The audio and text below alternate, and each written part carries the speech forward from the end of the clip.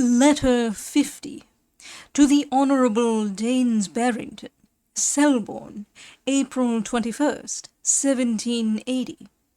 Dear Sir, the old Sussex tortoise that I have mentioned to you so often is become my property.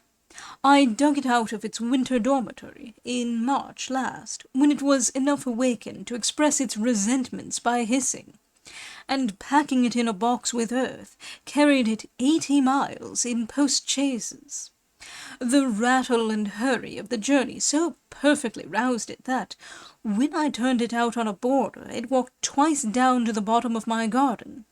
However, in the evening, the weather being cold, it buried itself in the loose mould, and continues still concealed. As it will be under my eye, I shall now have an opportunity of enlarging my observations on its mode of life and propensities, and perceive already that, towards the time of coming forth, it opens a breathing place in the ground near its head, requiring, I conclude, a freer respiration, as it becomes more alive. This creature not only goes under the earth from the middle of November to the middle of April, but sleeps great part of the summer, for it goes to bed in the longest days at 4 in the afternoon, and often does not stir in the morning till late. Besides, it retires to rest for every shower, and does not move at all in wet days.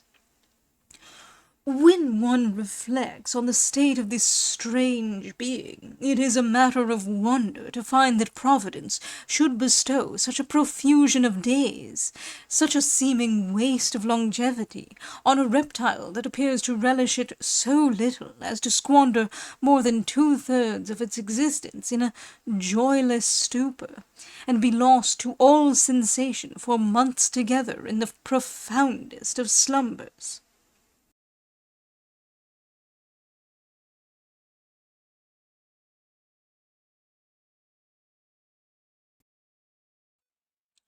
While I was writing this letter, a moist and warm afternoon, with the thermometer at 50, brought forth troop of shell-snails, and, at the same juncture, the tortoise heaved up the mould and put out its head, and the next morning came forth, as it were raised from the dead, and walked about till 4 in the afternoon.